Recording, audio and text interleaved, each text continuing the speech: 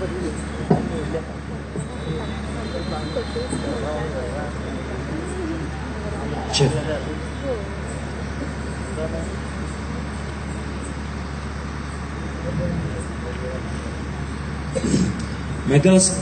క్రిస్మస్లు చేయవచ్చా? బైబిల్ దీని విషయం ఏమి చెప్పొచ్చింది అని. ఇక్కడ ఈ ప్రశ్నకు నేను ఇచ్చేటువంటి జవాబు అసందర్భం. కానీ ఆ ప్రశ్న వచ్చిన రాపైనా ఒక ప్రశ్నకి నేను జవాబు చెప్పాలనుకుంటున్నాను. అది చెప్పిన తర్వాత దీంట్లోకి వస్తాను. ఈ మధ్యకాలంలో వాట్సాప్లో, తర్వాత ఫేస్బుక్లో, రకరకాలైనటువంటి సోషల్ మీడియాలో పిడి సుందర్రావు గారి యొక్క సవాల్ ఒకటి విసురుతూ ఉన్నారు చాలా మందికి. ఏమనంటే డిసెంబర్ 25వ తారీఖున క్రిస్మస్ కాదు, ఎవడైనా ఉంటే నా దగ్గర రండి అని కొంచెం అసందర్భమైనటువంటి పదాలు ఉపయోగించడం అనేది జరిగింది. క్రిస్మస్ గురించి అడిగారు కాబట్టి అసలు ముందు క్రిస్మస్ గురించి ఒక మాట చెప్పి ఆ తర్వాత ఈ మెగా క్రిస్మస్ గురించి జవాబు చెప్తాను. ఓకే. యేసుక్రీస్తు ప్రభు వారు ఏ రోజు పుట్టారో ఎవరికీ తెలియదు. మనకి తారీఖు తెలియదు. ఉన్నది ఉన్నట్లుగా చెప్పాలంటే చరిత్ర. అయితే యేసుక్రీస్తు ప్రభు వారు ఏ సంవత్సరంలో పుట్టారో మనం చెప్పొచ్చు, ఏ సంవత్సరంలో పుట్టి ఉండొచ్చు అనేది. మొదట యేసు ప్రభు పలానా సంవత్సరంలో పుట్టిండుంటాడేమో అనే ఉద్దేశంతో క్యాలెండర్ పెట్టారు. ఆ క్యాలెండర్ గురించి కూడా తర్వాత నేను చెప్తాను. గ్రెగేరియన్ క్యాలెండర్ అంటారు. 547లో డినేషియస్ ఎక్సూజియస్ అనేటువంటి ఆయన ఆ క్యాలెండర్ని ప్రతిపాదించాడు. అంతకుముందు ప్రపంచంలో 4-5 క్యాలెండర్లు ఉండేది. గ్రీకు వాళ్ళకు ఒక క్యాలెండరు, హిబ్రూలకు ఒక క్యాలెండరు, ఇలాగా చైనా వాళ్ళకు ఒక క్యాలెండరు, ఇలాగా హిందువులకు ఒక క్యాలెండర్, కొంతమందికి కొన్ని క్యాలెండర్స్ ఉండే. క్యాలెండర్ అంటే కాలాన్ని కొలిచేది. కాలాన్ని కొలవాలి అంటే కనుక ఏదన్నా ఒక రెఫరెన్స్ పాయింట్ పెట్టుకొని దానికి ముందు వెనక అంటారు. ఒకవేళ మనం పల్లెటూరు వెళ్ళాం అనుకోండి, చదువు లేనటువంటి వాళ్ళని, మీకు బాబు ఎప్పుడు పుట్టాడంటే తుఫానుకు 2 రోజుల ముందు, పండక్కి 3 రోజుల తర్వాత అంటారు. అలాగే రెఫరెన్స్ పాయింట్ ఉండాలి. అయితే అప్పట్లో ఇలాగ 5-6 రకాల క్యాలెండర్స్ ఉన్నాయి. అయితే డినేషియస్ ఎక్సూజియస్ అనేటువంటి ఆయన ఒక మ్యాథమెటిషియన్. ఆయన గణిత శాస్త్రంలో బాగా ప్రావీణ్యత కలిగిన వాడు. అదే కాకుండా బైబిల్ పాండిత్యం కలిగిన వాడు. అయితే ప్రపంచమంతటిని ప్రభావితం చేయగలిగేటువంటి సన్నివేశం ఏంటి, ప్రపంచం ఏ సన్నివేశాన్ని బాగా గుర్తిస్తుంది అనే ఉద్దేశంతో ఆయన ఆలోచించాడు. ప్రపంచంలో ఎవరు బాగా ఉంటారని సన్నివేశాలు, వ్యక్తులు ఆలోచించినప్పుడు 3 వ్యక్తుల గురించి ఆలోచించాడు. అని 3 వ్యక్తులు ప్రపంచాన్ని బాగా ప్రభావితం చేశారని. ఒకటి అలెగ్జాండర్, రెండోది జూలియస్ సీజర్, మూడోది జీసస్ క్రైస్ట్. అయితే అలెగ్జాండర్, జూలియస్ సీజర్ అనేక మందిని చంపి పేరు తెచ్చుకున్నారు. అయితే జీసస్ క్రైస్ట్ తానే ప్రాణం పెట్టి ఆయన ఈ లోకాన్ని రక్షించడానికి ఇష్టపడి పేరు తెచ్చుకున్నాడు. అందుకని జీసస్ క్రైస్ట్ యొక్క జన్మదినాన్ని కేంద్రంగా పెట్టుకొని ఆయన క్యాలెండర్ని సృష్టించాలి అని అనుకున్నాడు. ఇది మన క్యాలెండర్ రావడానికి కారణం. ఆ విధంగా జనవరి 1వ తారీఖు కొత్త సంవత్సరంగా వచ్చి క్యాలెండర్ రావటం అనేది జరిగింది. ఆ విధంగా క్యాలెండర్ వచ్చింది. కాబట్టి యేసు ప్రభు యొక్క జన్మాన్ని డివైడింగ్ పాయింట్ గా పెట్టుకొని ఆయన క్యాలెండర్ పెట్టడం జరిగింది. 547లో జరిగింది. అయితే 1607లో జోహనస్ కెప్లర్ అనేటువంటి ఖగోళ శాస్త్రవేత్త యేసుక్రీస్తు ప్రభు వారు పుట్టినప్పుడు ఆకాశంలో ఒక నక్షత్రం వచ్చిందని, ఆ నక్షత్రాన్ని బట్టి తూర్పు దేశపు జ్ఞానులు వచ్చారని చెప్పుకున్నారు కదా. మరి ఆకాశంలో కనుక ఖచ్చితంగా నక్షత్రం వచ్చినట్లయితే ఆ నక్షత్రం ఏంటో ఖగోళ శాస్త్రవేత్తగా నేను తెలుసుకోగలుగుతాను అని పరిశోధన మొదలుపెట్టాడు. 3 సంవత్సరాలు చేశాడు. 1607 నుంచి 1609 దాకా. 1609లో ప్రపంచానికి ఆ నక్షత్రం ఏంటో చెప్పాడు. చాలా మంది అనుకున్నట్లు అది ఒక నక్షత్రం కాదు, కానీ గ్రహాల యొక్క కూటమి. గ్రహాల యొక్క కూటమి అంటే గ్రహాలను ఒక చోటకు రావు, కానీ వేరు వేరు కక్షల్లో తిరుగుతున్నప్పుడు కూడా మానవ కంటికి ఒకే గ్రహం లాగా కనబడతాయి అనమాట. మార్స్, జూపిటర్, యురేనస్ ఈ 3 గ్రహాలు కొన్ని వేల సంవత్సరాలకు ఒక్కసారి ఒక లైన్ లో వస్తాయి. అంటే ఒక దాని వెనకాల ఒకటి ఉంటాయి.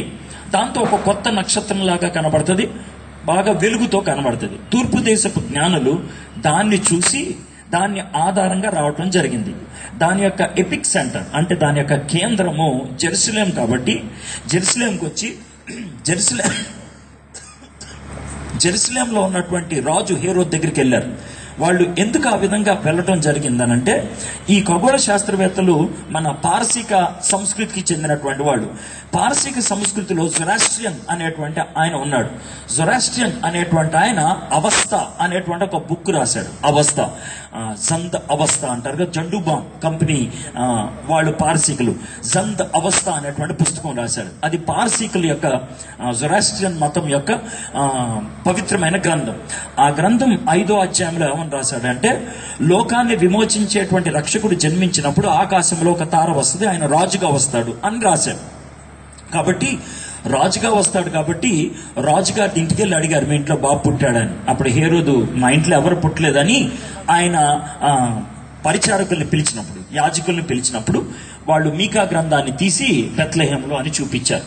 అయితే ఈ జోహానస్ కెప్లర్ ఆ యొక్క 3 గ్రహాల యొక్క కలయిక ఎప్పుడు జరిగిందో కరెక్ట్ గా పిన్ పాయింట్ చేసి, మనం అనుకునేటప్పుడు క్రీస్తు శకం 1లో కాదు 4 BCలో అని చెప్పాడు. సో దాంతో యేసుక్రీస్తు యొక్క జన్మము 4 BCలో అనేటువంటి విషయాన్ని సంవత్సరం విధంగా ప్రపంచవ్యాప్తంగా శాస్త్రీయమైనటువంటి రుజువు దొరికింది. ఇది అయిపోయింది, ఒకటి అయిపోయింది. సో మనకి ఇప్పుడు సంవత్సరం తెలుసు, యేసుక్రీస్తు ప్రభువారు 4 BCలో చనిపోయారని. దాంతో పాటు ఇంకొక రుజువు కూడా దొరికింది. ఎలాగనంటే ఏప్రిల్ 3వ తారీఖు క్రీస్తు శకం 29లో యేసుక్రీస్తు ప్రభువారు శుక్రవారం చనిపోయారని. దాంతో 33.5 సంవత్సరాలు పర్ఫెక్ట్ గా సెట్ అయిపోతుంది. సో ఆ విధంగా మనకి జీసస్ క్రైస్ట్ యొక్క బర్త్ డే, డెత్ డేకి మనకు ఒక విధంగా డేట్లు దొరికినట్లు అనిపించింది అనమాట. అయితే మనకి తెలిసినట్లుగా యేసుక్రీస్తు ప్రభువారు సంవత్సరం తెలుసు, కానీ మనకి తారీఖు తెలీదు. అయితే యేసుక్రీస్తు ప్రభువారు డిసెంబర్ 25న పుట్టిండొచ్చు అని ఎవరు తీర్మానించారు, ఎవరు నిర్ణయించారంటే, ఇప్పుడు మనకు పల్లెటూరులో టీచర్ దగ్గరికి పిల్లోని తీసుకొచ్చి ఎవరైనా మా పిల్లోని జాయిన్ చేసుకోండి అంటారు. అరే వీడికి బర్త్ సర్టిఫికెట్ ఉంటుందా అంటే ఉండదు, ఇటు ఎప్పుడు పుట్టాడంటే తెలీదు. అప్పుడు టీచర్ గారు ఏదో తారీఖు వేస్తారు, ఏప్రిల్ 1, సెప్టెంబర్ 1, ఆగస్టు 1, జనవరి 1 వేస్తారు. ఎందుకంటే వాళ్ళకి కరెక్ట్ తెలియదు కాబట్టి. యేసు ప్రభు యొక్క జన్మదినం ఆ విధంగా వేశారు. ఈ విధంగా జన్మదినం డిసెంబర్ 25 అని నిర్ధారించినటువంటి వ్యక్తి ఎవరంటే కాన్స్టాంటినోపుల్ అనే చక్రవర్తి. కాన్స్టాంటినోపుల్ అనే చక్రవర్తి 323 క్రీస్తు శకం 323లో నికేయా అనేటువంటి ఊరిలో, ఇటలీలో నికేయా అనేటువంటిది ఒక ఊరు. ఆ ఊర్లో ప్రపంచవ్యాప్తంగా 318 మంది క్రైస్తవ నాయకుల్ని, బిషప్ల్ని పిలిపించాడు. ఆ టైంలో అందరికంటే బాగా ఎక్కువ ప్రాతినిధ్యం కలిగినటువంటి వ్యక్తిగా ఉన్న క్రైస్తవ నాయకుడు అథినేషియస్ యొక్క నాయకత్వం కింద 318 మంది బిషప్లు వెళ్ళారు. మన భారతదేశం నుంచి కూడా ఒక బిషప్ వెళ్ళాడు. ఆయన పేరు బిషప్ జాన్. కొచ్చిన్ నుంచి ఆయన వెళ్ళడం జరిగింది. 318 మందిలో ఒకడు, 323. వాళ్ళు అక్కడ కూర్చొని యేసుక్రీస్తు గురించి ఒక సూత్రం రాశారు. దాన్ని నికేయ విశ్వాస సూత్రం అంటారు. మీరు ఎవరన్నా లూథరన్ చర్చికి చెందిన వాళ్ళు ఉన్నట్టయితే ఖచ్చితంగా దాన్ని ప్రతి ఆదివారం కూడా చెప్పుతూ ఉంటారు, నికేయ విశ్వాస సూత్రం అనేదాన్ని. ఆ టైంలో యేసుక్రీస్తు యొక్క జన్మదినాన్ని కాన్స్టాంటినోపిల్ ప్రతిపాదించాడు. ఏమని ప్రతిపాదించాడంటే, డిసెంబర్ 25వ తారీఖున సూర్య భగవానుని కొలుస్తారు. అయితే కాన్స్టాంటినోపిల్ యేసు ప్రభుని ఆయన అంగీకరించాడు దేవుడని. మొట్టమొదటి క్రైస్తవ చక్రవర్తి అయ్యాడు. ఆయన ఏమన్నాడంటే, డిసెంబర్ 25వ తారీఖున సన్ని అంటే సూర్యుడిని గాడ్గా కొలవటం విషయం కాదు. It is not good to worship sun as God. అది ఇంగ్లీష్లో అన్నమాట. సూర్యుడిని దేవుడు అని కొలవటం బాగదు. We have to worship son of God. మనము దేవుని కుమారుణ్ణి ఆ రోజు ఆరాధించాలి అని ఆయన యేసుక్రీస్తు యొక్క జన్మదినాన్ని డిసెంబర్ 25 అని ప్రతిపాదించాడు. మనకి ఇయర్ తెలుసు, ఆయన ప్రతిపాదించిన తారీఖు డిసెంబర్ 25వ తారీఖు. అప్పటి నుంచి డిసెంబర్ 25వ తారీఖుని వాళ్ళు క్రిస్మస్ గా ఆచరిస్తూ ఉన్నారు. మరి యేసు ప్రభు జన్మదినం డిసెంబర్ 25 అయితే జనవరి 1వ తారీఖున ఎందుకు సంవత్సరాన్ని డివైడింగ్ పాయింట్ గా పెట్టారు? ఇది మనకు వచ్చే ప్రశ్న. యూదులు చేసే పని ఏంటంటే, ఒక బాబు పుడితే కనుక 8వ దినాన్న మందిరానికి తీసుకెళ్లి ఆ బాబు పేరు జనన లిస్ట్ లో రాసి ఆ రోజు తనని సెన్సస్ లో యాడ్ చేస్తారు. యేసు ప్రభు ఒకవేళ డిసెంబర్ 25వ తారీఖున పుడితే 8వ రోజు అంటే ఏదో వస్తుంది, జనవరి 1వ తారీఖు వస్తుంది. అందుకని ఆ రోజు లెక్కల్లోకి వచ్చాడు. సో అప్పటి నుంచి జనవరి 1ని డివైడింగ్ పాయింట్ గా ఆలోచించడం మొదలు పెట్టారు. అందుకనే డినేషియస్ ఎక్సూజియస్ జనవరి 1 డివైడింగ్ పాయింట్ గా పెట్టి క్యాలెండర్ ని ఆయన సృష్టించడం జరిగింది. ఇది చరిత్ర. మనకి యేసు ప్రభు ఎప్పుడు పుట్టాడో డేట్ తెలీదు, మనకి ఖచ్చితంగా నెల తెలుసు. ఇంకో మాటలో చెప్పాలంటే గొల్లలో బయటకు వచ్చి వాళ్ళు గొర్రెలు కాసుకునేటువంటి కాలము 3 months లో ఉంటుంది. నవంబర్, డిసెంబర్, జనవరి ఈ 3 నెలలు మాత్రమే గొల్లలు ఇశ్రాయేల్ ప్రాంతంలో బయటికి తీసుకొచ్చి రాత్రిపూట కాసుకుంటూ ఉంటారు. ఇది జరిగేది. అయితే గొల్లలు వాళ్ళు చలిమంట కాసుకున్నారు, లేకపోతే రాత్రి మంట వేసుకొని ఉన్నారు అనేటువంటి మాట మనం చూస్తూ ఉంటాం. దాన్ని బట్టి మనం ఆలోచించాలంటే యేసు ప్రభు యొక్క జన్మ ఇంకా పిన్ పాయింట్ చేయాలంటే డిసెంబర్ 15 నుంచి జనవరి 15 ఈ నెల మధ్యలో ఎప్పుడో ఒకప్పుడు జరిగి ఉండాలి.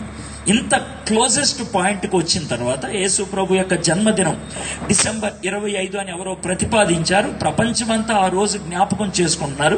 కాబట్టి మనం కూడా జ్ఞాపకం చేసుకుంటే ఏముంది? అసలు విషయం ఏంటంటే యేసు ప్రభు పుట్టాడని నమ్మితే చాలు, ఆయన మన కోసం సిలువ మీద చనిపోయాడనే విషయాన్ని గుర్తిస్తే చాలు.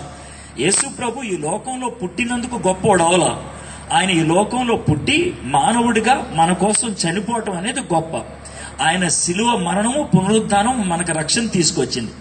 ఆ కార్యానికి ఆరంభం అనేది క్రిస్మస్ అనేది కాబట్టి, జన్మదినం కాబట్టి జన్మదినాన్ని ఆచరిస్తున్నాం. పండగ చేసుకున్నంత మాత్రాన పరలోకంలోకి వెళ్ళాం. ఒకవేళ క్రిస్మస్ ఆచరించకపోతే అరే నువ్వు క్రిస్మస్ ఆచరించలేదు, కనీసం నా పుట్టినరోజు కూడా చేయబా, పో నరకానికి అని యేసే అండవు.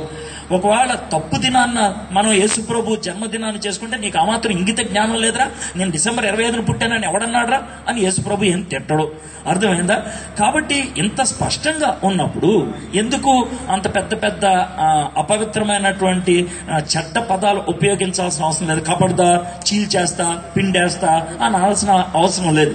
యేసు ప్రభు పుట్టాడా లేదా అది చెప్పు నాకు. పుట్టాడు కదా, సంవత్సరం కరెక్టా కాదా, ఓకే కదా, ఈ 3 నెలల్లో ఏదో తారీఖు కదా, ఓకే కదా, సరే నేను డిసెంబర్ 25 చేసుకున్నా, నువ్వు ఏ రోజు చేసుకుంటావు చేసుకో అంటే అయిపోవాలా. దానికి చీరుస్తా, చండాడుతా, అది ఇదని ఉపయోగించాల్సిన అవసరం లేదు. సరే, ఇప్పుడు క్రిస్మస్ విషయం అయిపోయింది. అయితే ఇప్పుడు భారతదేశం లాంటి దేశాల్లో క్రిస్మస్ ని ఆధారం చేసుకొని యేసు ప్రభు ఎవరు, యేసు ప్రభు ఎందుకు వచ్చాడు అని చెప్పడం అనేది పండగ వాతావరణంలో చాలా సులభతరం అవుతుంది. అందుకని పెద్ద పెద్ద స్థాయిల్లో క్రిస్మస్ లో పెట్టడం అనేది జరుగుతూ ఉన్నది. అయితే ఒక మాట చెప్తాను చూడండి. కొంతమంది పెద్ద మెగా క్రిస్మస్ ని స్వలాభం కోసం కూడా పెట్టుకుంటారు. అర్థమైందా? డాక్టర్లు కొంతమంది కిడ్నీలు అమ్ముకునే వాళ్ళు ఉంటారు, కొంతమంది ప్రాణం కాపాడే వాళ్ళు ఉంటారు. కిడ్నీలు అమ్ముకునేటువంటి డాక్టర్లు ఉన్నారు కదని డాక్టర్ దగ్గరికి వెళ్తాం మానేస్తామా? లేదు. దొంగ కరెన్సీ ఉందని ఉన్న కరెన్సీ చింపుకుంటామా? లేదు. మరి అదే విధంగా మనకి మెగా క్రిస్మస్ ని తప్పుడుగా వాడుకునేటువంటి వాళ్ళు ఉన్నారు. అంత దాగేందుకు, మెగా చర్చిల్ని తప్పుగా వాడుకునే వాళ్ళు కూడా చాలా మంది ఉన్నారు. లేదా సూపర్ మార్కెట్ లాగా పెద్ద చర్చి పెట్టేయడం, మాదే ప్రపంచంలో పెద్దది, మాదే రాజమండ్రిలో పెద్దది, మాదే సుత్తి, మాదే సొల్లు అని పెట్టుకునే వాళ్ళు ఉన్నారు. అర్థమైందా? కాబట్టి అలాగా దరిద్రపు యాదవులు కొంతమంది ఉండొచ్చు. దానికి మనం ఏం చేస్తాం? దానికోసమని మనం తిట్టాల్సినటువంటి అవసరం లేదు. మెగా లెవెల్లో సువార్త బోధించడం అనేది అవసరమా లేదా అనేది ఆలోచిద్దాం. యేసు ప్రభు వారు ఈ లోకంలో ఉన్నటువంటి కాలంలో ప్రపంచ జనాభా 3 కోట్లే. ఇప్పుడు మనకి 730 కోట్లు ఎలా ఉందో, యేసు ప్రభు వారు ఈ లోకంలో ఉన్నప్పుడు ప్రపంచ జనాభా 3 కోట్లే. ప్రపంచ జనాభా 3 కోట్లు ఉన్నప్పుడు యేసు ప్రభు వారు కొన్ని సందర్భాల్లో 15 నుంచి 20 వేల మంది ఉన్న మీటింగుల్లో మాట్లాడాడు. అబ్బో నువ్వు చూసావా, లెక్కేసావా అని అనొచ్చు. మీరు అంటారు నాలో కొంతమంది. అయితే యేసు ప్రభు వారు ఆ విధంగా బోధించి సాయంకాలం వాళ్ళు పంపించే సమయంలో వీళ్ళకి ఫుడ్ పెట్టంటారా అంటే పురుషుల్ని లెక్కేశారు 5,000 మంది. 5,000 మంది పురుషులు ఉంటే ఇంకో 5,000 మంది స్త్రీలు, ఈ 10,000 మంది తల్లిదండ్రులు పెద్దవాళ్ళతో పాటు ఇంకో 5,000 మంది పిల్లలు, కనీసం 15,000 మంది అవలా. 15,000 మందికి ఆయన ఒకేసారి బోధించలా. 3 కోట్ల జనాభా ఉన్నప్పుడు 15,000 మందికి బోధించినప్పుడు 730 కోట్ల మంది ఉన్నప్పుడు 2 కోట్ల మందికి బోధించడం పెద్ద విషయమా? కాదు కదా. కాబట్టి తప్పు కాదు. తప్పు అయితే యేసుప్రభు కూడా నిలదీయలేదు. గుర్తుందా లేదో 15,000 మందికి ఎందుకు బోధించారా అనాలి యేసుప్రభుని. అంటావా నువ్వు? అనవు కదా. కాబట్టి స్వార్థ పరిచర్య ఎంతమందికి బోధిస్తే ఏమైంది? కాబట్టి మనం బోధించావా లేదా అనేది ఆలోచించాలి. ఎంత పెద్ద మీటింగ్ పెట్టావా అనేది విషయం కాదు, బుల్లెట్ దిగిందా లేదా అనేది విషయం. సువార్త చెప్పావా లేదా అనేది. అర్థమైందా?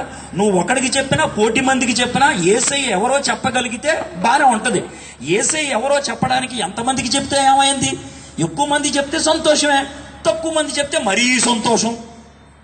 కాబట్టి దీని గురించి పెద్ద ఆలోచించాల్సిన లేదు. రెండోది, క్రైస్తవులు బొట్టు పెట్టుకోవచ్చున అన్య జనాంగము నుండి రక్షణ పొందిన తర్వాత ఆటంకముగా ఉన్నది. ఇప్పుడు బొట్టు పెట్టుకోవచ్చా అనే దానికి సింపుల్ గా, ఎవడ మీరు ఫేర్ అండ్ లవ్లీ రాసుకుంటారంటే వాడు ఎవడన్నా నేను ఎందుకు రాసుకోవాలి అంటే నువ్వేం జవాబు చెప్తావు? కాబట్టి పెట్టుకోకపోవటం అనేది విషయం కాదు, పెట్టుకోవటం అనేది విషయం. పెట్టుకునే వాళ్ళు ఎందుకు పెట్టుకుంటారో చెప్తే పెట్టుకున్న వాళ్ళు ఎందుకు పెట్టుకోరో చెప్తాను. మీకు అర్థమయ్యే భాషలో చెప్తాను. ఇప్పుడు నేను కళ్ళద్దాలు పెట్టుకున్నాను. ఈ ఫ్రంట్ కుర్చీలో 4 కుర్రోళ్ళు కూర్చున్నారే, ఈ 4 కుర్రోళ్ళు ఎవరికి కూడా కళ్ళద్దాలేరా? బుద్ధి ఉందా లేదా? కళ్ళద్దాలు ఎందుకు పెట్టుకోలేదంటే ఆడేమంటాడు? నీకు బుద్ధి లేదు, నీకు అవసరం లేదు పెట్టుకున్నా, నాకు అవసరం లేదు పెట్టుకోలేదు అంటాడు. అంతే కదా తమ్ముడు? అది విషయం. కళ్ళద్దాలు పెట్టుకోవడానికి ఒక కారణం ఉండాలి, బొట్టు పెట్టుకోవడానికి కూడా కారణం ఉంది. హిందువులు బొట్టు పెట్టుకోవడానికి మనం ఒకవేళ మనుధర్మాన్ని బట్టి ఆలోచించినట్లయితే ప్రాథమికంగా ఒక దేవుడికి పూజకు నిదర్శనంగా వాళ్ళు బొట్టు పెట్టుకుంటారు. ఏంటి అనంటే హైందవ దేవుళ్ళు త్రిమూర్తులు, 3 కదా. బ్రహ్మ సృష్టించేవాడు, విష్ణువు కొనసాగించేవాడు, శివుడు నాశనం చేసేటువంటి వాడు. అయితే భారతదేశంలో 100 గుళ్ళు ఉంటే ఒక్క గుడే బ్రహ్మకు ఉంటుంది. ఎందుకంటే ఆయన సృష్టించి వెళ్ళిపోయాడు కాబట్టి ఆయన పూజ చేయాల్సిన అవసరం లేదు. విష్ణువుకు ఒక 5 గుడుకులు ఉంటాయి, ఎందుకంటే ఆయన కొనసాగించేవాడు కాబట్టి ఆయన గురించి కూడా పెద్ద ఆలోచించే పని లేదు. అతి ఎక్కువ గుళ్ళు ఉండేది శివుడికి. ఎందుకనంటే ఆయన నాశనం చేసేవాడు, ఆయన తేడా పలికితే మనం పోతాం. అందుకని శివుడిని లైన్లో పెట్టుకోవాలి, జాగ్రత్తగా లైన్లో పెట్టుకొని ఆయన శాంతింప చేయాలి. కాబట్టి అతి ఎక్కువ మంది పూజ చేసేది శివుడు. శివుడికి ఆయనకు ఒక పేరుంది, ఆయన 3వ కన్ను కలిగినటువంటి వాడు. ఆ 3వ కన్ను త్రినేత్రుడు. ఆ 3వ కన్ను కనుక తెరిచినట్లయితే ఆయన భస్మం అయిపోతారు, ఎవడైనా చచ్చిపోతారు. అందుకని ఆ 3వ కన్ను తెరవకుండా ఉండటానికి కూల్ చేయాలి, ఇదొక విషయం. మరి శివుడికి ఇంకొక పేరు కూడా ఉంది. శివుడికి ఒక భార్య ఉంటుంది, ఆమె పేరు పార్వతి. శివ పార్వతుల్ని ఆది దంపతులు అంటారు. జీవానికి అంటే మానవుడి ప్రాణాన్ని కాపాడేది వాళ్లే. కాబట్టి శివ పార్వతుల్ని కొలవటానికి శివలింగాన్ని కొలుస్తారు. ఇది జరిగేటువంటి. శివలింగం అనేది శివుడు పార్వతి యొక్క కలయిక, అది వాళ్ళు ఎవరైనా చేసేది. దాని నుంచి జీవం వస్తుంది, దాని నుంచి జీవం కాపాడుతుందని. కాబట్టి హిందువులు బొట్టు పెట్టుకున్నప్పుడు ఒక స్త్రీ పెళ్లి కాని ఆమె అయితే కనుక నాకు ఒక మంచి భర్తనివ్వా అనే ఉద్దేశంతో బొట్టు పెట్టుకుంటుంది. పెళ్ళైనటువంటి స్త్రీ నా భర్త చావకుండా చూడవా అని బొట్టు పెట్టుకుంటుంది. అందుకే చచ్చిపోయిన తర్వాత పీకేస్తారు. అది వాళ్ళకు ఉన్నటువంటి విషయం. ఒకవేళ తాళిబొట్లు ఆలోచిస్తే ఉండాల్సింది 2 శివలింగాలు ఉండాలి. ఎందుకంటే అవి పొద్దున్నే కళ్ళకు అద్దుకోవాలి. మాంగళ్యం కాపాడుతాం అంటే అదే. ఒకవేళ కనుక భర్త కనుక చనిపోతే దాన్ని ఓడబీకి అవతల పడేస్తారు. కాబట్టి హిందువులు బొట్టు పెట్టుకునేది దేనికోసం ప్రాథమికంగా అనంటే శివుణ్ణి నేను నమ్ముతాను, ఆయనే నా యొక్క జీవితాన్ని కాపాడుతాడు, నా మాంగళ్యాన్ని కాపాడుతాడు అని నమ్మేవాళ్ళు. అర్థమైందా? ఒకవేళ ఆ నమ్మకం లేకపోతే బొట్టు తీసేస్తాం, అది విషయం ప్రాథమికంగా. కాబట్టి బొట్టు అనేది ఎందుకు పెట్టుకోవాలి, ఎందుకు పెట్టుకోరు అనే విషయం చెప్పాను. అయితే ఇక్కడ కూర్చున్న వాళ్ళలో కొంతమంది శివుణ్ణి నమ్మే వాళ్ళు ఉండొచ్చు, బొట్టు పెట్టుకొని ఉండొచ్చు. మీరు పెట్టుకున్నారు, ప్రైజ్ ద లార్డ్, మీరు పెట్టుకోండి. అర్థమైందా? మీలో కొంతమంది శివుణ్ణి దేవుడిగా నమ్మరు, అందుకు పీకేశారు, ప్రైజ్ ద లార్డ్, చాలా మంచిది. మీలో కొంతమంది యేసుప్రభుని నమ్ముతున్నారు, కానీ కొంతమంది ఇబ్బంది పెడతారని బొట్టు పెట్టుకున్నారు.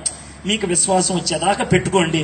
ఒకవేళ యేసుప్రభుని సొంత రక్షకుడిగా అంగీకరించిన తర్వాత 10 రోజులు బొట్టు పెట్టుకున్నారు, ఈలోగా యేసుప్రభు వచ్చేసాడు, నువ్వు బొట్టు పెట్టుకున్నావు నరకాన పో అని అండ ఆయన. సో దాంతో మీరు బొట్టు పెట్టుకోవడం పర్లా అని అంటలేదు. విశ్వాసంలో ఎదిగే కొద్దీ నీ అంతటి నువ్వు బొట్టు తీయగలిగేటువంటి విశ్వాసం నీకొస్తే తీసే. ఎవడికో భయపడి మాత్రం తీయద్దు. దేవుడి మీద ఉన్న ప్రేమతో తీ, దేవుడికి నీకున్న సంబంధం బట్టి తీ, అంతేగాని ఎవడికో భయపడి తీయొద్దు. మన యొక్క మార్పు అనేది లోన్ నుంచి రావాలి కానీ బయట నుంచి రాకూడదు. మనుషులకి భయపడి ఏ పనులు చేయకూడదు, దేవుడికి భయపడి చేయాలి. దేవుడికి భయపడేవాడు మనుషులకి భయపడ్డు, మనుషులకి భయపడేవాడు అందరికీ భయపడతాడు. ఓకే,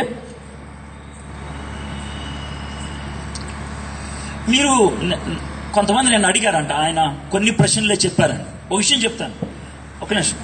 ఆయన ఏ ప్రశ్న ఇస్తే ఆ ప్రశ్న మీ ఎదురుగా ఇదే ఫస్ట్ టైం చూడటం నేను. నాకు ముందు ఆయన ఏమే అవ్వాలి ఇచ్చారా మీరు? ఆయన ఏ ప్రశ్న ఇస్తే ఆ ప్రశ్న తీసి చదివి వెంటనే జవాబు చెప్తున్నా. ఆయన ఆపేయమన్నప్పుడు ఆపేస్తున్నా, ఎందుకంటే ఆయన కండక్టర్, నేను డ్రైవర్ని. అది విషయం. అంతే కదా సార్, ఒప్పుకుంటారా? అది ఆపేరా అంటే ఆపేస్తా, పోనీరా అంటే పోనిస్తా. అది విషయం. కాబట్టి మనం ఆయన చెప్పినట్టు ఉండాలి. ఏమంటారు సార్ మీరు? అది ఈ ప్రశ్న చూద్దాం. అన్న praise the Lord. Praise the Lord. నాకు నేను వేరే మతం నుండి మారి ఉన్నాను. దేవుని తెలుసుకొని అప్పుడు ఉన్న కష్టాల కంటే ఇప్పుడు కష్టాలు పెరిగాయి. అన్నా నేను చనిపోదాం అని కూడా అనుకున్నాను.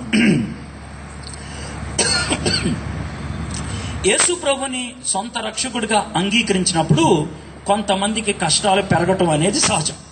ఓకే, నువ్వు నిజంగా యేసు ప్రభుని సొంత రక్షకుడిగా అంగీకరిస్తే యేసు ప్రభు వారు ఇచ్చినటువంటి మాట ఏంటి తెలుసా? మీలో ఎవరైనా నన్ను వెంబడించగోరినట్లయితే మిమ్మల్ని మీరు ఉపేక్షించుకొని మీ సిలువ ఎత్తుకొని నన్ను వెంబడించండి అన్నారు. సిలువ అంటే చావుకి తెగించడం. సిలువ అంటే ప్రపంచం చేత కొట్టించుకోవటం. దానికి రెడీ అయితేనే నన్ను వెంబడించండి అన్నారు. అదేంటండి సార్, ఆయన ఎవడో ప్రసంగం చేసినప్పుడు యేసుప్రభు దగ్గరకు వస్తే అన్ని బాధలు పోతాయి అన్నాడు, మీరేమో ఇలాంటి తుయ్యి అన్నారని. అది ఆడి ప్రసంగం చేసినవాడు తేడా, దాన్ని నేనేం చేయను. యేసుప్రభు స్పష్టంగా చెప్పిన మాట అయితే ఇది. మరి యేసుప్రభు దగ్గరికి ఎందుకు రావాలండి? రాకపోతే నరకంకు పోతావు కాబట్టి. పచ్చిగా మాట్లాడాలంటే అంటే యేసుప్రభు దగ్గరికి వస్తే ఈ లోకంలో ఏం లాభం ఉందో? సూపర్ ఉంటుంది. ఎందుకు ఉంటుంది, ఎలా ఉంటుంది అని అంటే దానికి ఒక చిన్న ఉదాహరణ చెప్తా.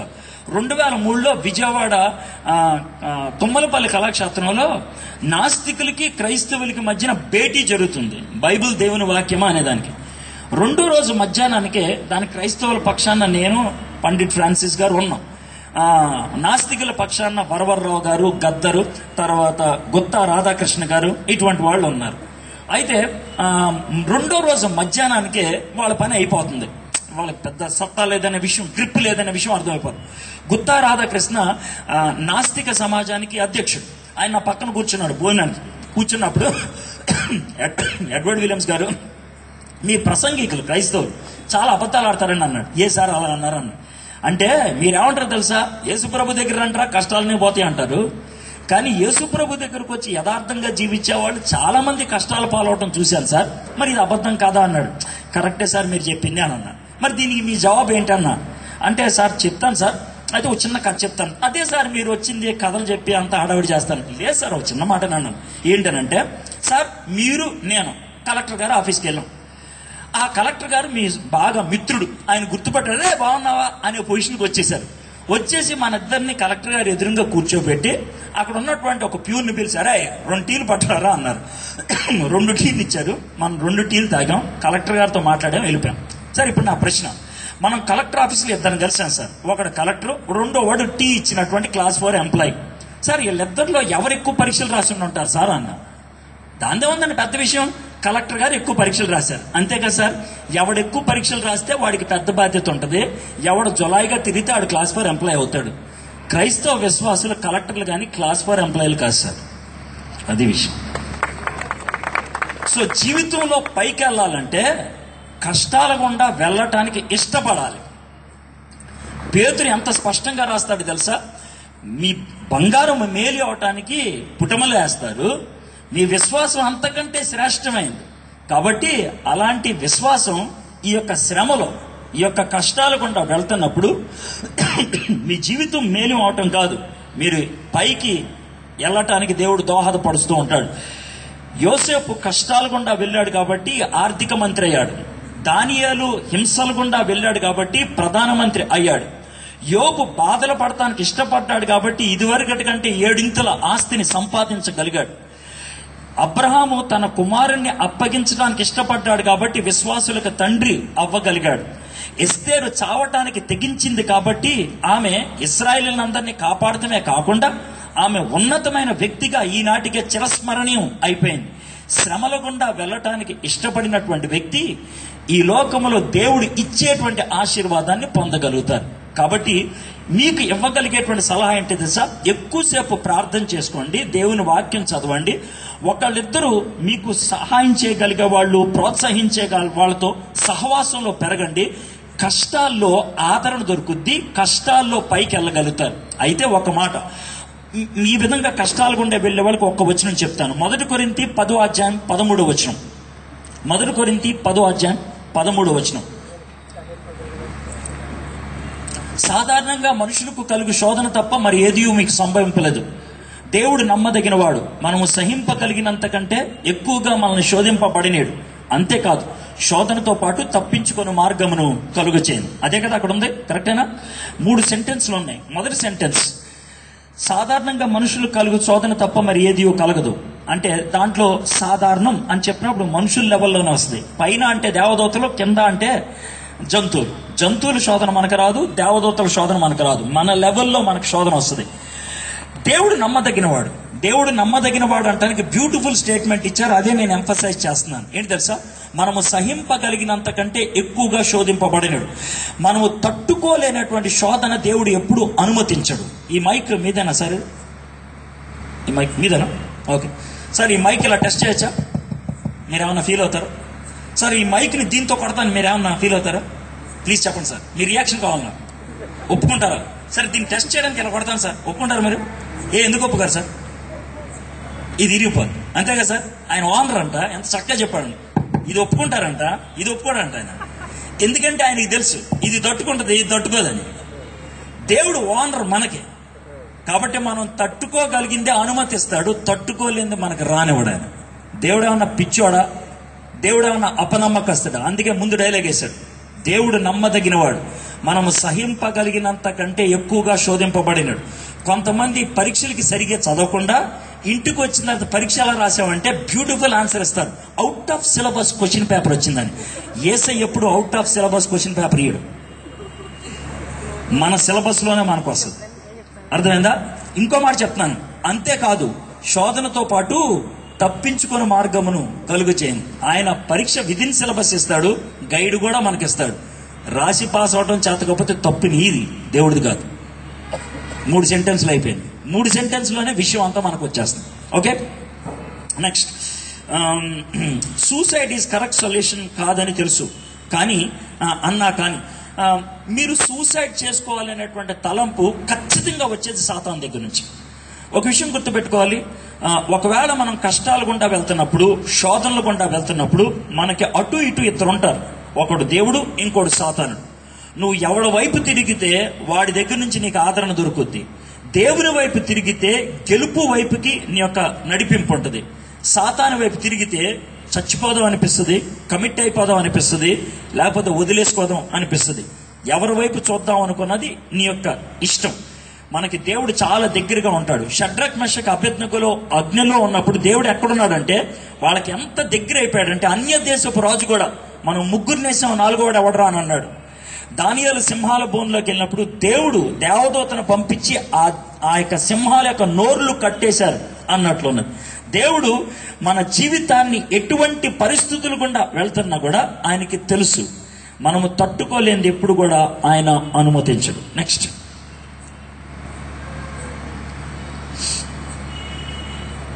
Praise the Lord brother. అన్న గ్రహాంత వాసులు ఉన్నారా?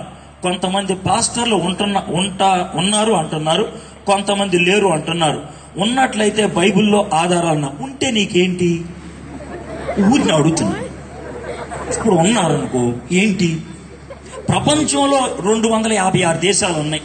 256 దేశాల పేర్లు తెలుసా? తెలీదు. వాళ్ళు బతుకుతున్నారు, నువ్వు కూడా బతుకుతున్నారు. ఒకవేళ వేరే గ్రహంలో ఉన్నారనుకో, ఉంటే నీకేంటంటే పోయింది? అసలు ఊరిని అడుగుతున్నా. ఇదో విషయం. ఇదేమన్నా నీ యొక్క జీవితం, నా జీవిత పరమార్థాన్ని ఇదే చెప్పుద్దంటావు ఏమన్నా? పెద్ద ప్రశ్నలు అంటారు వీటిని. దీని మీద మళ్ళీ ఇంకో పాస్టర్ చెప్పాడంటే ఆయన్ని నిలదీసి గుండు సూదులు పెట్టి పొడవాలంట. దాని మీద టైం వేస్ట్ చేయడం కాబట్టి ఏంటంటారు? అయితే స్ట్రైట్ అవే బైబిల్ ఆన్సర్ చెప్పాలంటే, సైంటిఫిక్ ఆన్సర్ కూడా ఇది, బిబ్లికల్ ఆన్సర్ కూడా ఇదే.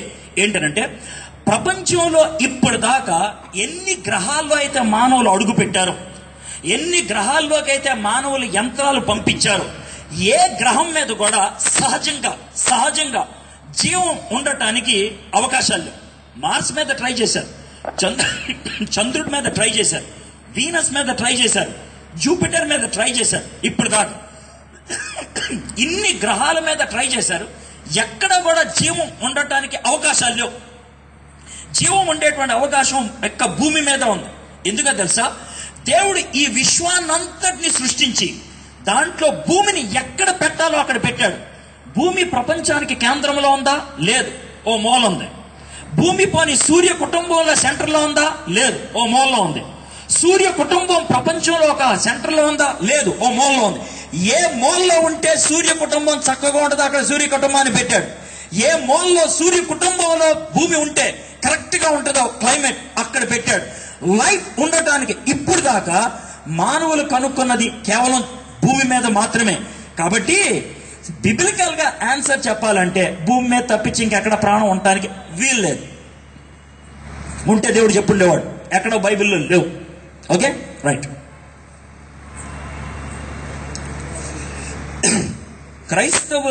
క్రైస్తవత్వంలోకి వచ్చి కూడా కొంతమంది ఆ కులానికి చెందిన వారిని పెళ్లి చేసుకుంటున్నారు.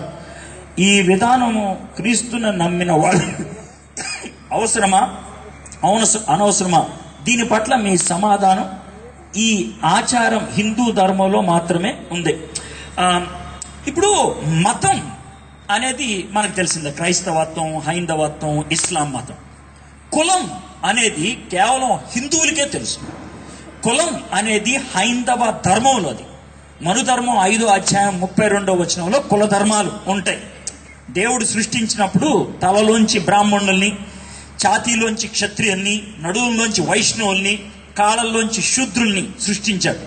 ఇది మనుధర్మం బోధించేది. అంటే మనుషులు 4 రకాలు, అందరూ ఒక జాతి కాదు, ఒక టైప్ కాదు. కేవలం బ్రాహ్మణులకు మాత్రమే ప్రత్యేకమైనటువంటి హోదా ఉంటది. అది మనుధర్మం బోధించేది.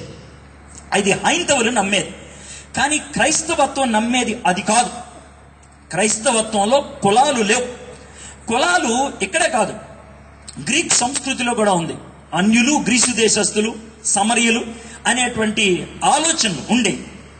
అందుకనే పౌలు భక్తుడు గలతీలకు రాసిన పత్రిక 3వ అధ్యాయంలో చాలా స్పష్టంగా ఒక మాట రాస్తాడు. ఎవరైనా, జాగ్రత్త వినండి, ఎవరైనా క్రీస్తునందు ఉన్నట్లయితే యూదుడని, గ్రీసు దేశస్థుడని, ధనికుడని, పేదవాడని, పురుషుడని, స్త్రీ అని తారతమ్యం లేదు అని అంటాడు. కాబట్టి క్రీస్తునందు అందరూ ఒకే స్థాయికి వచ్చిన వాళ్ళు. మనలో కులము, జాతి, దేశము ఇలాంటి విభజన ఉన్నట్లయితే ఇంకా యేసు ప్రభుని పూర్తిగా ప్రభువుగా అంగీకరించలేదు అని అర్థం. అయితే ఖచ్చితంగా జాతులు తేడా ఉంటుంది. జాతులు అని అంటే ఇప్పుడు ఉదాహరణగా ట్రైబల్ పీపుల్ ఉంటారు చూసారు, ట్రైబ్స్, ఒక్కొక్క ట్రైబ్ అలా ఉంటారు. పరలోకంలో ట్రైబ్స్ గా, జాతులుగా ఉంటారు. కానీ క్యాస్ట్ లేదు బైబిల్లో. క్యాస్ట్ బైబిల్కి వ్యతిరేకం, ట్రైబ్ కాదు. ఇది బైబిల్ పరంగా. భారతీయ రాజ్యాంగంలో క్రైస్తవుడు అయినట్లయితే గనక వాడికి క్యాస్ట్ పెట్టడానికి లేదు. అంటే నువ్వు క్యాస్ట్ దగ్గర ఏమన్నా రాసి కింద రిలీజియన్ దగ్గర క్రిస్టియన్ రాస్తే చింపు అవతల పడేస్తాడు. ఎందుకనంటే ఇండియన్ క్రిస్టియన్ కి భారత రాజ్యాంగం ప్రకారం క్యాస్ట్ లేదు. అయితే చాలా మంది చేసే పని ఏంటంటే క్యాస్ట్ పరంగా భారతదేశంలో కొన్ని రాయితీలు ఇస్తారు కాబట్టి, రిజర్వేషన్స్ ఇస్తారు కాబట్టి, ఆ రిజర్వేషన్ పొందటానికి కొంతమంది చేసేటువంటి ద్వంద్వ పని. అంటే బయట వాడికి ఒక పేరు ఉంటుంది, చర్చిలో ఒక పేరు ఉంటుంది. అప్పుడు వాళ్ళు అలాంటి కులాలు వాళ్ళ కోసమే చూస్తూ ఉంటారు. ఎందుకంటే ఆ రాయితీలు ఇంకా కొనసాగాలని. ఒక విధంగా అది దొంగతనం అవుతుంది భారత రాజ్యాంగం ప్రకారం. నువ్వు యేసు ప్రభుని సొంత రక్షకుడిగా అంగీకరిస్తే నువ్వు డిక్లేర్ చేయాలి నీ యొక్క రిలీజియన్, నీ యొక్క ఫెయిత్ ని డిక్లేర్ చేయాలి. యేసు ప్రభు వారు చాలా స్పష్టంగా చెప్పారు, మనుషుల ఎదుట నువ్వు నన్ను అంగీకరించకపోతే, డిక్లేర్ చేయకపోతే పరలోకంలో తండ్రి ఎదుట నేను డిక్లేర్ చేయను అని. కాబట్టి ఒక విధంగా అది సవాలుతో కూడినటువంటి పని. ఆది అపోస్తుల కాలంలో నేను క్రీస్తు బిడ్డను అని చెప్పుకున్నందుకు సింహాల బోన్లోకి పంపించారు. వాళ్ళు సింహాల బోన్లోకి వెళ్ళటానికి ఇష్టపడ్డారు. అయితే ఈ కాలంలో నేను క్రైస్తవుణ్ణి అని చెప్పుకున్నందుకు ఒకవేళ సీటు పోతే, ఒక ఉద్యోగం పోయే పరిస్థితి అయితే, దాన్ని వదులుకోవడానికి ఇష్టం లేకపోతే మనలో పరిపూర్ణమైన మార్పు వచ్చింది అని అనగలమా? అందుకని ఒకవేళ ఇంకా క్రైస్తవ విశ్వాసంలో ఉండి ఈ క్యాస్ట్ లో కొనసాగుతున్నట్లయితే వాళ్ళని చీదర కొట్టుకోను, వాళ్ళని మనం ప్రోత్సహించాలా, వాళ్ళని విశ్వాసంలో బలపరచాలా, వాళ్ళు దాన్ని కాదు అనే స్థాయి దాకా పెంచడానికి మనం ప్రయత్నించాలి.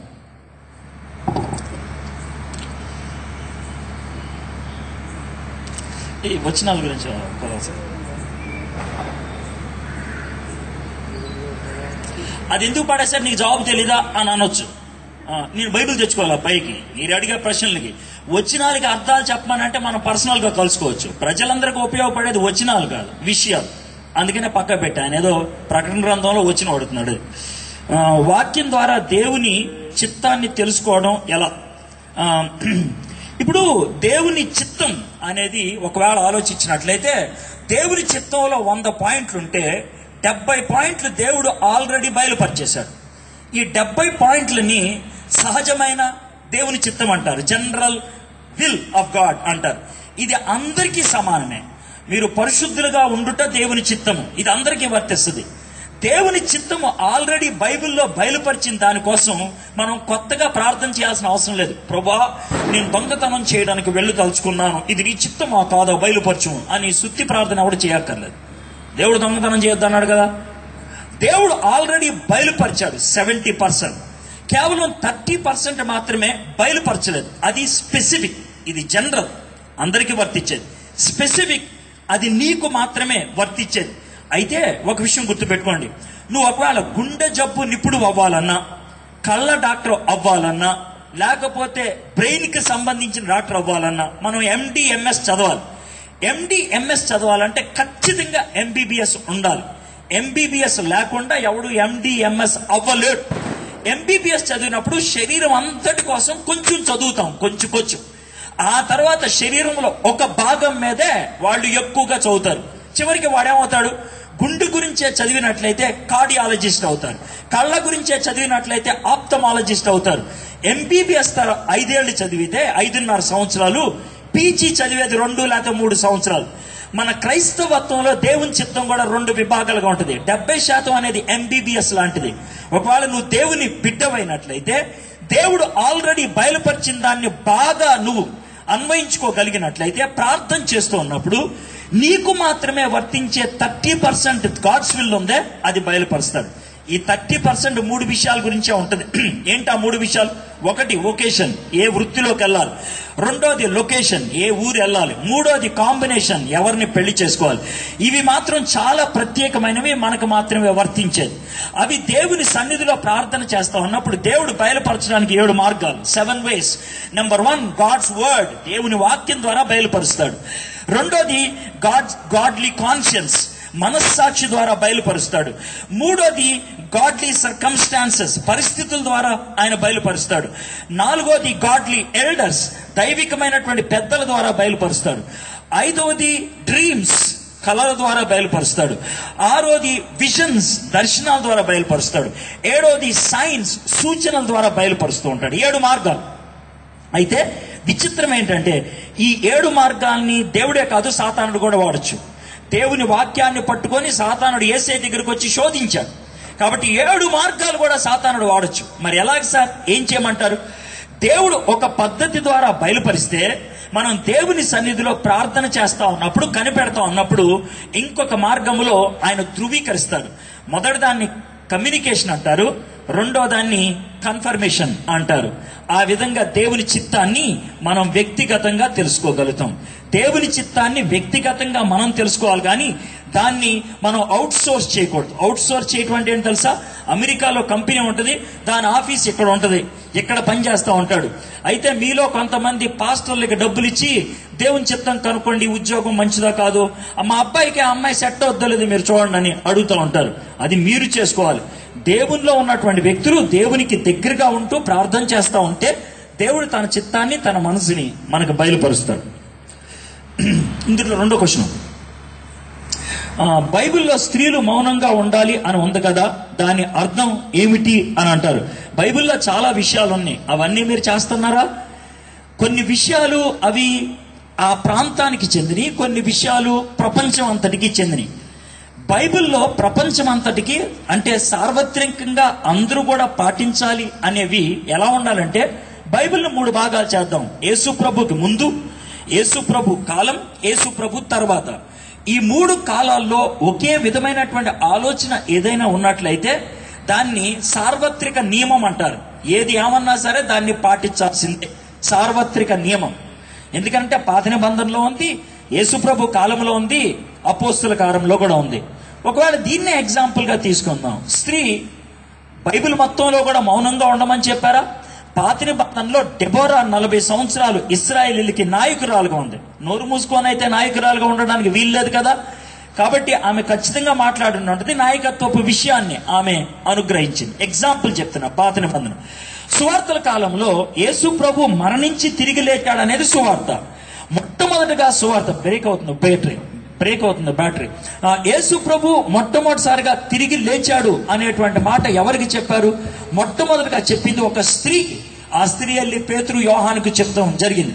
కాబట్టి మొట్టమొదటి సువార్తికురాలు స్త్రీ అని చెప్పాలి. ఇది యేసు ప్రభు కాలంలో. యేసు ప్రభు తర్వాత ఉన్నటువంటి కాలంలో నిజమే పౌలు భక్తుడు తిమోతికి రాస్తూ ఏమంటాడంటే, తిమోతి, మీ ఊర్లో ఉన్నటువంటి స్త్రీలను కొంచెం కొరింథీలో ఉన్నటువంటి వాళ్ళకి రాస్తూ, మీ ఊర్లో ఉన్నటువంటి స్త్రీల్ని నోరు మూసుకొని ఉండమని చెప్పు అని. ఎందుకు రాశాడంటే, కొరింథీ సంఘంలో అదొక సమస్యగా ఉన్నది. It's a private issue. కొంతమంది ఏమంటారంటే కొరింథీ సంఘాలకు, దేవుని సంఘాలకు అని మొదటి వచనంలో ఉంది కదా, అది అందరికీ వర్తిస్తుందని. కరెక్టే. ఉత్తరం రాసేటప్పుడు అందరికీ వర్తించేటట్లు ఇంట్రొడక్షన్ ఇచ్చారు. కానీ దాంట్లో కొన్ని విషయాలు ఉన్నాయి. ఫర్ ఎగ్జాంపుల్, కొరింథీలకు రాసినటువంటి పత్రికలో మీ ఊర్లో ఒక ఆయన తన సొంత తల్లిని అంటే పినతల్లిని ఉంచుకున్నాడని, మరి అది అందరూ తీసుకుంటారో చెప్పండి నాకు. అది కొరింథీలకు రాసిన పత్రికలో ఉంది. It's a issue that is related to the culture. కొరింథీ పట్టణంలో ఉన్నటువంటి విషయం ఏంటంటే, అనేక మంది స్త్రీలు యేసు ప్రభుని సొంత రక్షకుడిగా అంగీకరించారు. కొరింథీ సంస్కృతి అంటే గ్రీస్ సంస్కృతిలో ఉన్న విషయం ఏంటంటే, స్త్రీలకి వాళ్ళు సమానమైనటువంటి హోదాని ఇవ్వలేదు. అయితే క్రైస్తవులు అవ్వంగానే స్త్రీలు ఎక్కువగా మాట్లాడితే ఒక విధంగా కల్చరల్ కాన్ఫ్లిక్ట్ వస్తుంది. అందుకనే కొంచెం మౌనంగా ఉండండి అని చెప్పాడు. అదే పౌలు తిమోతికి రాసినప్పుడు ఉత్తరంలో ఉమెన్ డీకనసెస్ గురించి రాశాడు. సంఘములో ఉండేటువంటి స్త్రీలు పెద్దలుగా ఉంటారు, వాళ్ళ కోసం. ఒకవేళ స్త్రీ ఎప్పుడు మౌనంగా ఉండాలంటే డీకనసెస్ ఎందుకు ఉండాలి? ఇది జనరల్ డాక్ట్రిన్ బైబిల్ నుంచి.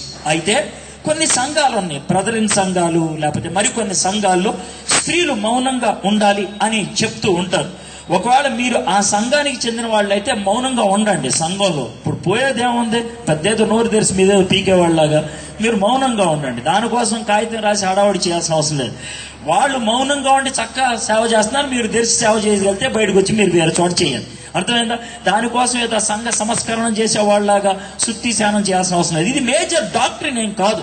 ఒక వ్యక్తి మా సంఘంలో ఎవరు స్త్రీలు మాట్లాడకూడదంటే ఆయన తీసుకెళ్ళిన నరకంలో పడేరు. మా సంఘంలో అందరూ స్త్రీలు మాట్లాడతారంటే పరలోకంలో స్పెషల్ సీట్ వేయరు. పరలోకంలో సీటు గురించి పెద్ద మార్పు కలిగేదేం కాదు. కాబట్టి దీని గురించి పెద్ద హడావిడి చేయాల్సిన అవసరం లేదు. ఏ సంఘమైనా సెట్ అయిపోవచ్చు. ఓకే,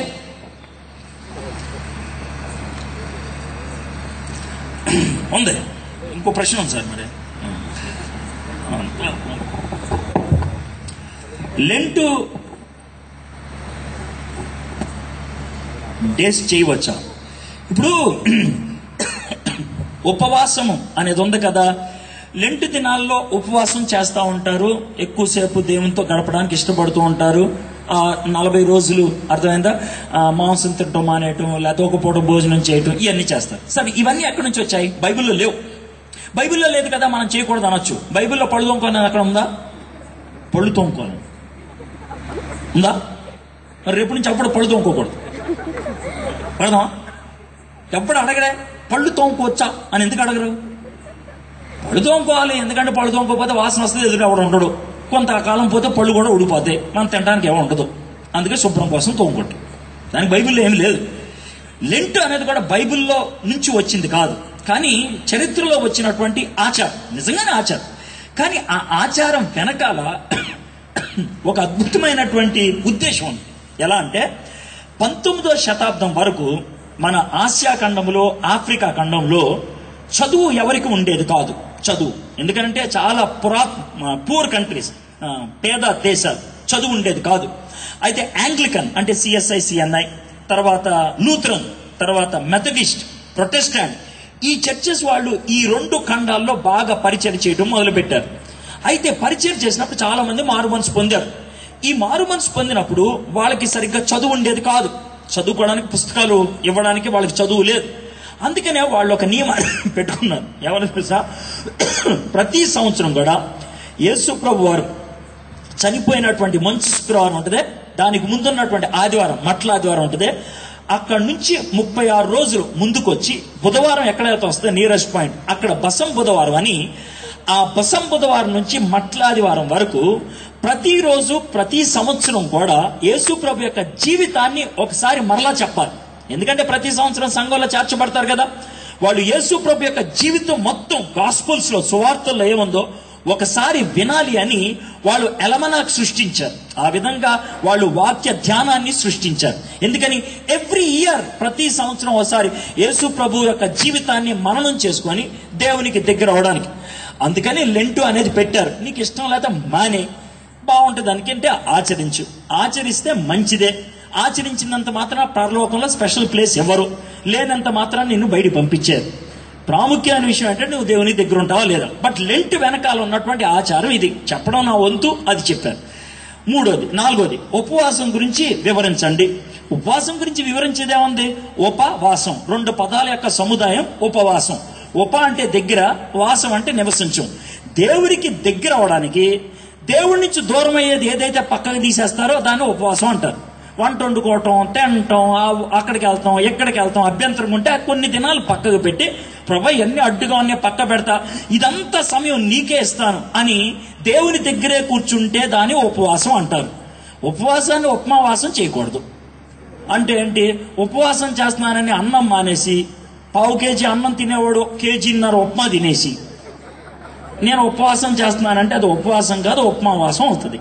ఉపవాసం అనే తెలుగు పదానికి అర్థం దేవుడికి దగ్గర అవడం. ఉపవాసం చేయడానికి అడ్డొచ్చేది, అంటే దేవుడికి దగ్గర అవడానికి ఏదైనా అడ్డొస్తే దాన్ని పక్కకి తీసేస్తాం. అది కొన్ని రోజులు ఉద్యోగం కావచ్చు, కొన్ని రోజులు భోజనం కావచ్చు, కొన్ని సందర్భాల్లో భార్యాభర్తలు కలవటం కావచ్చు. అదే 1 కొరింథీ 7వ అధ్యాయంలో చూస్తాం. ప్రార్థన కోసం, ఉపవాసం కోసం భార్య సమ్మతి తీసుకొని భర్త భార్యలు వేరుగా ఉండొచ్చు కొద్దిసేపు, అంటే 2 రోజులు 3 రోజులు ఆ విధంగా చెప్పాడు.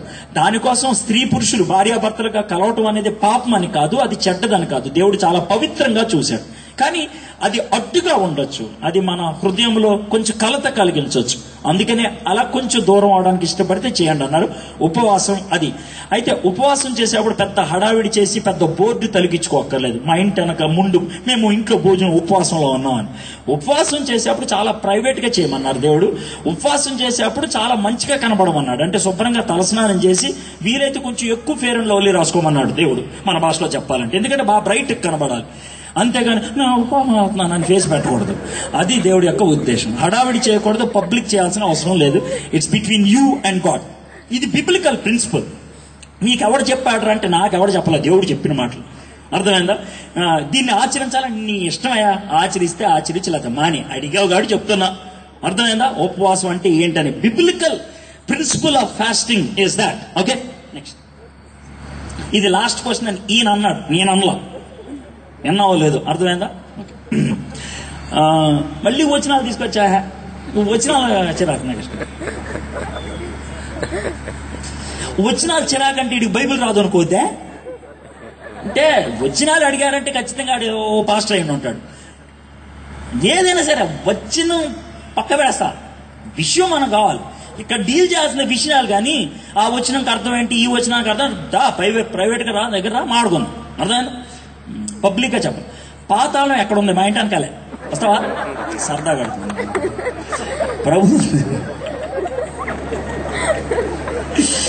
ప్రభువుని తెలుసుకున్న అన్యులు ఆత్మలు.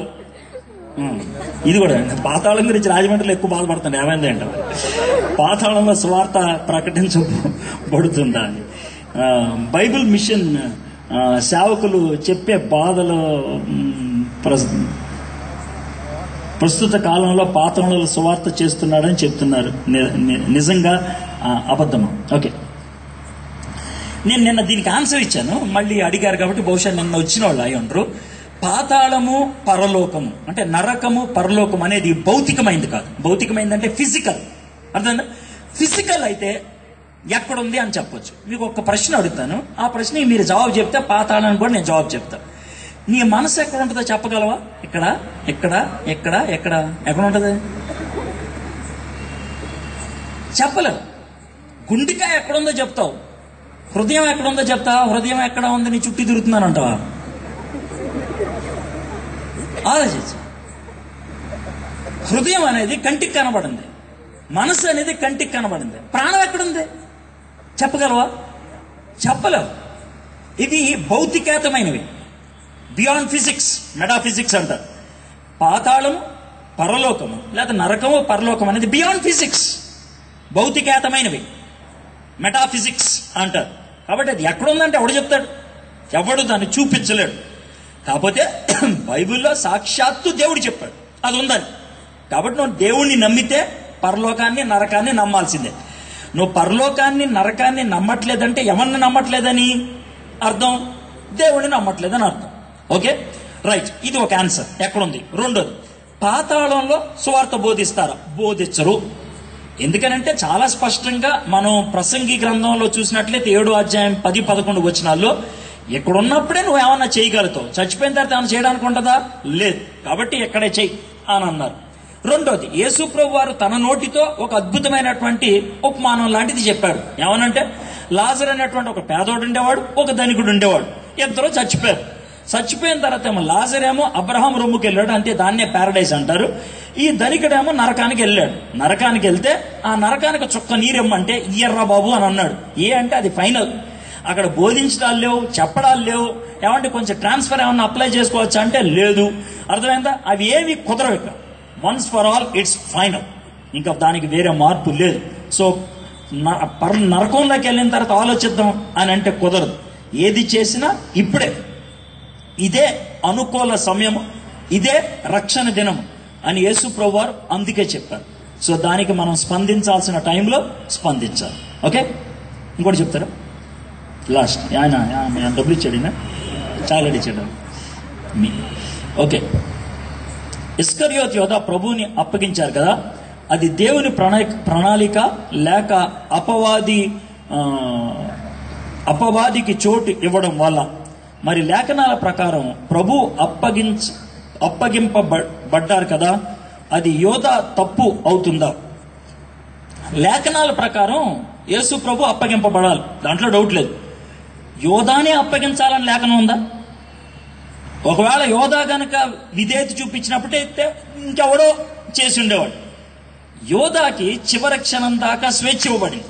యోధాకి చివరి క్షణం దాకా ఆయన నో చెప్పడానికి అవకాశం ఉంది. యేసు ప్రభుని అప్పగించడం విషయంలో ఆయన స్వేచ్ఛాపూరితంగా అపవాదికి చోటిచ్చాడు, ఆయన అప్పగించాడు. అందుకే యేసు ప్రభు మీద బాధ్యత లేదు, దేవుడి మీద బాధ్యత లేదు. అంత దాకెందుకండి? నిన్న సువార్త చెప్పా, ఈ రోజు కూడా సువార్త చెప్తాను కదా. ఎంత చెప్పిన తర్వాత మీలో కొంతమంది అంగీకరించకుండా పోతారు, సచ్చి నరకంలోకి వెళ్తారు. దాన్ని నేను బాధ్యున్నా? చెప్పు. మీరు ఎంత తెలియగల వాళ్ళంటే, ఇండియాకి పాకిస్తాన్కి క్రికెట్ మ్యాచ్ జరిగితే గెలిస్తే బ్యాట్స్మెన్ ని బౌలర్ని బాగా మెచ్చుకుంటారు, ఓడిపోతే ఎంపైరింగ్ బాగాలేదని, పిచ్ బాగాలేదని, బాల్ ట్యాంపరింగ్ అని అంటారు. గెలిస్తే మాత్రం మందే గొప్ప, ఓడితే కనుక అది తేడా ఇది తేడా అని అంటూ ఉంటారు. ఇస్కరియోతు యోధ అప్పగించబడ్డాడు కాబట్టి ఇస్కరియోతు యోధ మీద దోశారు. మరి పేతురు కూడా నో అని చెప్పాడు, కానీ దేవుడికి అవకాశం ఇచ్చాడు, దేవుడు పేతురుని క్షమించాడు. అవునా కదా? కాబట్టి ఇస్కరియోతు యోధ దేవుని ప్రణాళికలో లేడు, అప్పగించేవాడు ఒకడు ఉండాలి అంతే. యోధ అని లేదు, అది ఆయన చేసుకున్నాడు. ఆ విధంగా చాయిస్ ఈజ్ ఆర్స్. ఎప్పటికీ కూడా దేవుడు ఎప్పుడు కూడా మనకున్నటువంటి స్వేచ్ఛను ఆయన దాటి వెళ్ళడు. హృదయం అనే ద్వారం దగ్గర నిలబడి తట్టుచు ఉన్నాం. తట్టడం అంటే నెమ్మదిగా కొడతాం. మన ఇల్లు అయితే కొడతాం, కొడతాం, తలుపు తీస్తావో లేదో అని అరుస్తాం. వేసి అలా అరవడు, చాలా మర్యాదగా పిలుస్తాడు. తెరిచి లోనకి రమ్మంటే ఆయన వస్తాడు, లేదు అంటే ఆయన వెళ్ళిపోతాడు. చాయిస్ ఈజ్ ఆల్వేస్ ఆస్. కాబట్టి ఇస్కరియోతు యోధాకి ఆ చాయిస్ ఇచ్చారు, ఆయన కాదన్నాడు, అందుకనే ఆయన నరకానికి పోయాడు. అయితే పేతురుకి అవకాశం దొరికింది, దేవుడు ఆయన్ని క్షమించాడు. దీని గురించి ఇప్పుడు మనం నెక్స్ట్ మెసేజ్లో ఇంకొంచెం క్లారిటీతో చూస్తాం. Thank you very much sir. మరి ఇంకా చాలా ప్రశ్నలు మరి మీరు పంపించారు. ఇవన్నీ అన్ని